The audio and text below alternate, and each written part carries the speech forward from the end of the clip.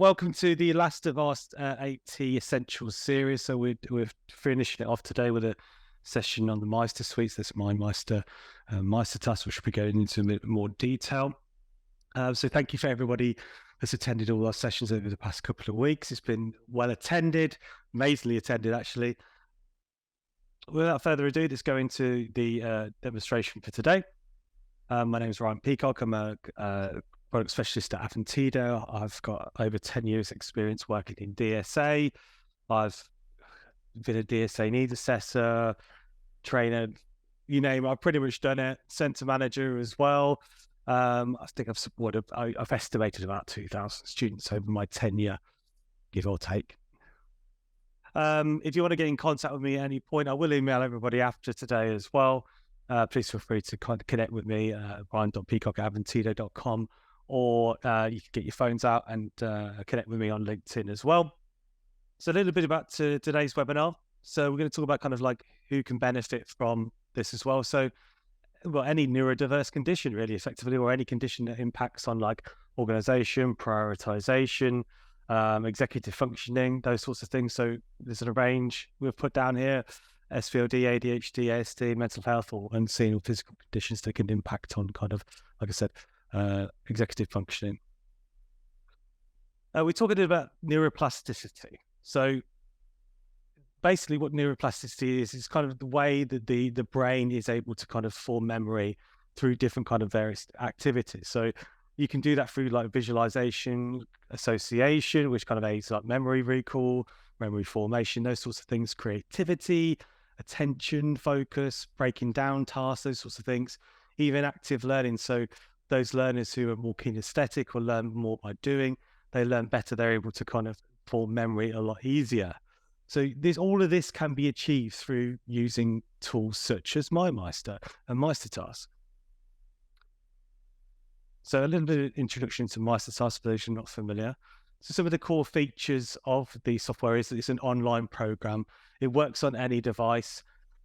So it works on your phone, it works on your tablet, it works on your computer. So if you're supporting students that don't have the option to download software to their computer, this is a great solution for them.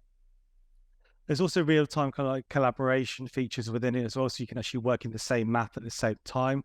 So if you've got students who are being supported by study skills or mentors, they can actually collaborate within the same app. And the mentors of the NMH provider does not need to have a paid license for MeisterTask. They can actually use the free version to do that.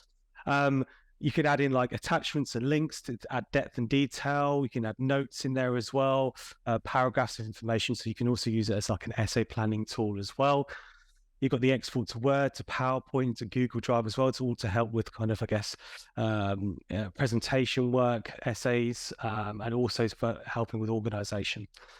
And there's also a seamless integration with MeisterTask, which is a newer product to the DSA as well, which we'll be showing you as well today. More importantly, it's also GDPR compliant, so no data stored on the device. It's all stored centrally on MeisterTask servers. So there's no issues with kind of like sharing of data there.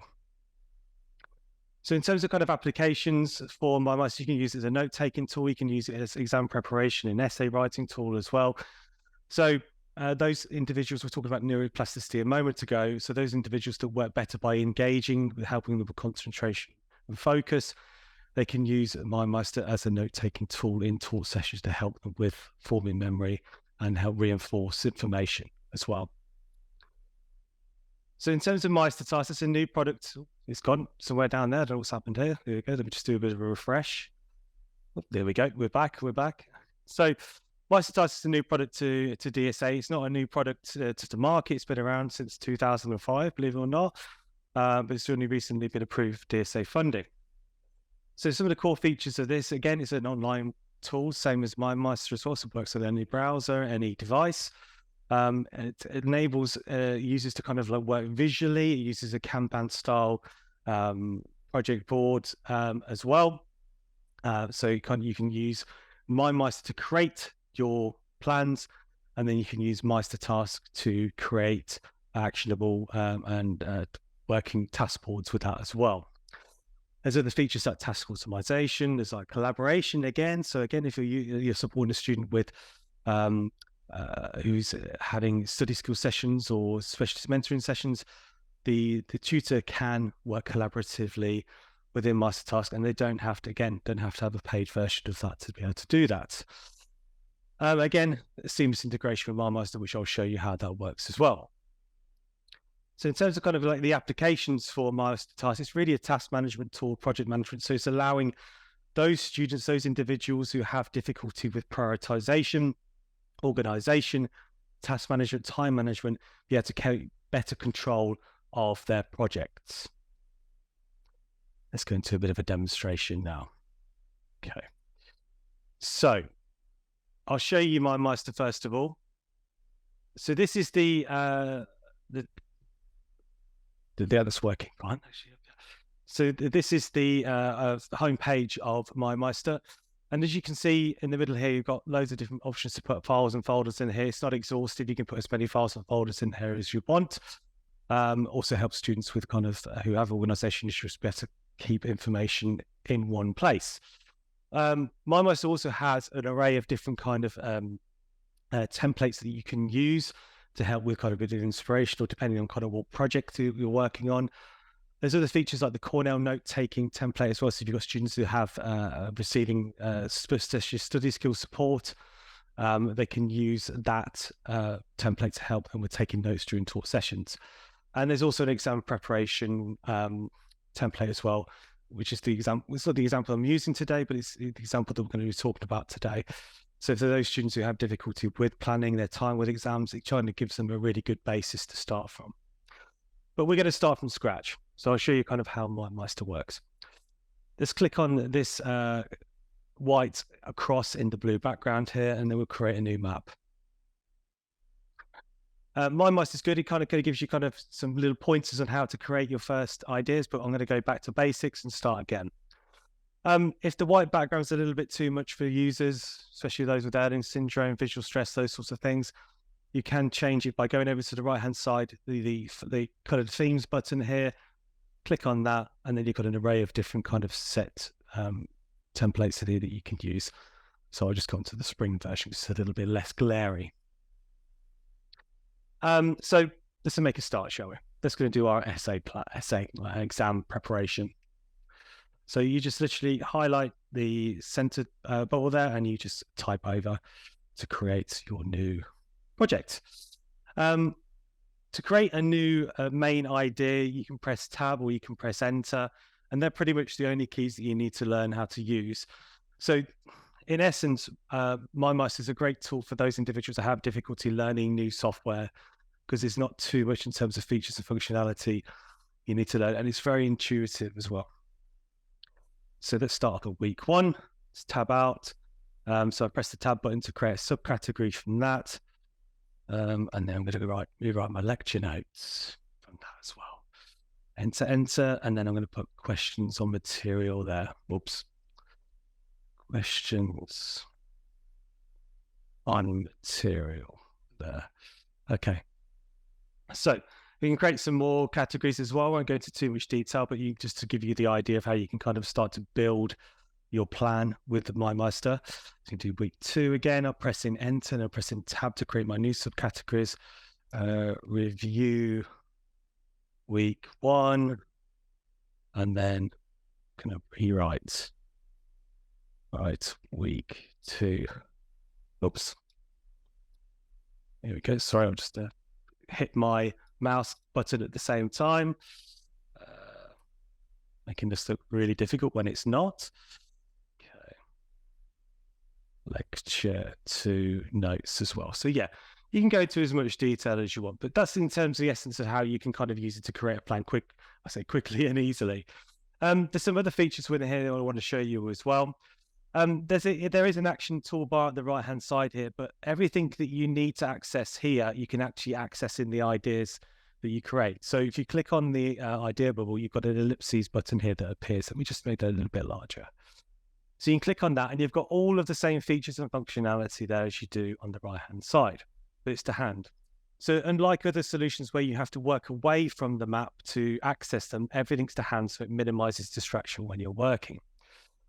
I can show you some of the kind of customizable features, so the style settings as well. So you can change the color coding and change the size, the shape. You can change the font, you can change the size, you can italicize it as well. So some simple ways that you can customize the settings here. And you can do that as a group as well. You can highlight multiple sections as well, and then do exactly the same here, as you can see. Exactly, really, really easily. Within the same options button as well, you've got icons, emojis. So you want to build some kind of visual representation to ideas, you can as well. So those individuals who learn better with visual aids, you can add in images. You can actually copy and paste images and put them into the bubbles as well to really enrich those notes or the information that you create within MindMeister as well. There's some other features that I want to show you as well. You don't have to just predominantly work in the centralized map. You can work outside of it as well. So you can right click and add a floating topic as well. And then again, you just start typing and pressing tab to create awesome ideas. So you can use this like a brainstorming option as well. 1 and topic 2, for example. And then when you're ready, you can bring that all into the main map really easily, like so. Okay. Let me show you some of the bits and pieces in here as well. So into the actions feature on the left-hand side, these are the main ones. So it's one of the main features that you can use to really add kind of more depth and detail to mind map. So you can add connections between particular ideas as well. So if you're rewriting lecture notes, for example, when it links into that section there, you can add an arrow in. You can change the color of the arrow. You can change the style of it as well. Those sorts of things as well. So also good for if you're using it as an essay plan as well. Other features as well, you can add in comments in here as well. So you can add in simple comments, especially if you're working collaboratively with other team members, just to keep updates or just to communicate internally in here. And it's all stored within MindMeister as well. So again, another good tool for those students who are being supported by NMH providers, especially study skills, mentors, those sorts of things. Other features as well, you've got the notes feature here as well. So this is, it's kind of a mini word processor where you can kind of add in notes and more depth and detail. You can do actually large chunks of paragraphs with this as well. So it's essentially, you can break down an essay into its individual paragraphs and use this word processor within it to create your essay within it as well. And as you see, because I've put some notes in here, I've got a little icon to depict that I've got some notes. And there's the same if you add any comments as well. It has that highlighted in the idea bubble as well. You can add in media as well. So videos, images, those sorts of files, other files. You can put attachments to documents in here as well. So it could be for any research materials or links to maybe like Google documentations you've got or Word docs, those sorts of things. So you can use it as a centralized approach to collating information into one place as well. Let's see if there's anything else I need to show you on this side of things before I go into my next example. Okay, let me just click onto there. So there's a more features here on the left-hand side, and you've got other bits and pieces where you can kind of use this as a tool to kind of add topics as well. You can copy and paste, or you can actually, the bottom option here is if you're using it as a note-taking tool and you're tasked to do something on a particular project of the notes that you've taken, you can actually create that idea as its own map. But what it cleverly does is actually keeps the link to the original source. So it helps with that kind of paper trail as well. So again, helping those individuals with that organization. So the integration with MeisterTask, which is what we're going to show now. So that's the basic kind of features and functionality of MindMeister. It's very intuitive, very easy to use. It does exactly what the student needs it to do. You can capture ideas, you can organize them, you can create and plan them, you can add visuals in there, you can add more depth and detail in there as well. So everything your student's going to need. But also on the back of that, you've got the option now with MeisterTask to create agile project boards from your mind maps as well. And you can do that quite easily as well. So again, you click on the idea that you want to create as like maybe your same project with a project card, and you go into the actions toolbar feature here and you click on task. And then what you can do here is you can choose which project you send it to, and I can send it to my exam preparation because that's what we're doing. I prepared this beforehand. You can put it into which section you want it to open because I haven't started working on it yet. And then you can actually you can rewrite the title if you want to, add a bit of a description in there. You can put a due date. Always assign the task to yourself as well, because that helps with sending of notifications. So if anything is due, it will send you an email notification, and then you can create the task easily. And then what you see there is a tick that appears. So what we're going to do now is going to see where that card has gone. So we can click in here and open it in MeisterTask. And then MeisterTask opens automatically, and it opens up the card that you've created. In each individual card, there's loads of different options in here. You can add checklist items in here as well if you want to rewrite notes, for example, ask questions on a particular topic, that sort of thing.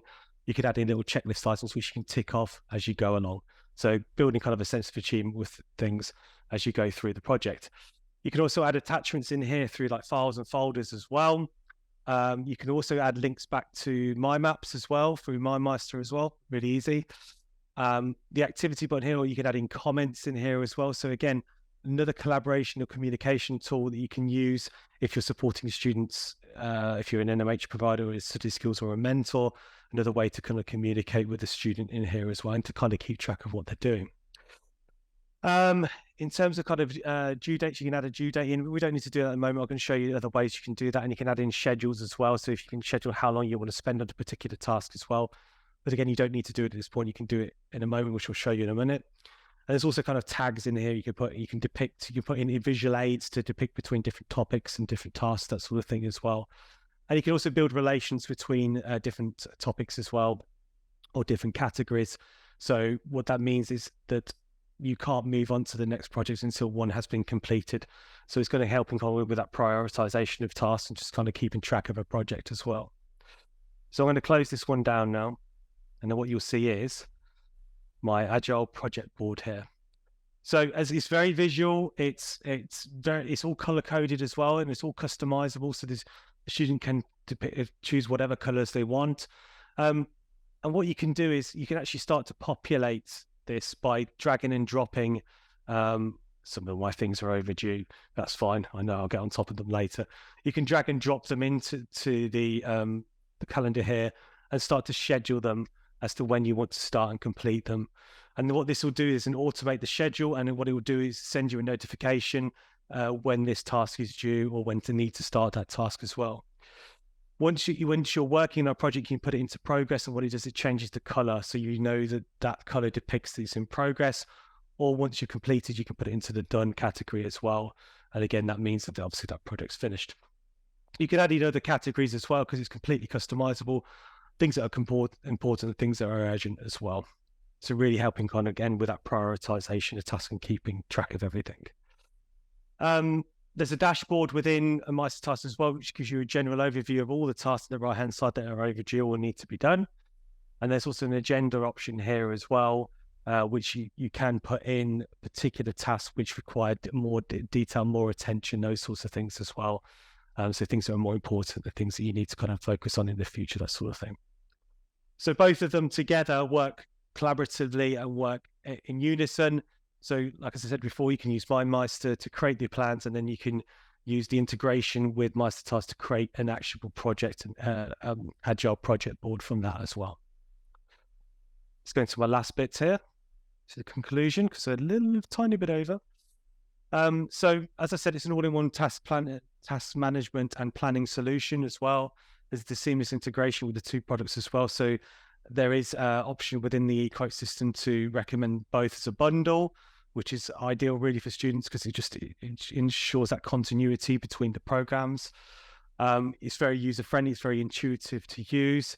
Flexible learning, more important, or flexible working, it works on any device as well, works on your tablet, your computer. You don't need to download anything. So those students who have difficulty paying that £200 contribution for those DSA computers, and if they do have like a Chromebook or something, it's not a problem. Like as I said, it's on the eQuote and AT-Quote system as well as course length licenses, individual licenses for MeisterTask and MindMeister. And like I said, there's also the MeisterTask bundle as well, And there's also obviously a cost saving to DSA for that as well. We also have a recommendation guide for MeisterTask, which is on our clients page at the MeisterTask as well. So yeah, so that's my whistle stop overview of MindMeister and MeisterTask. So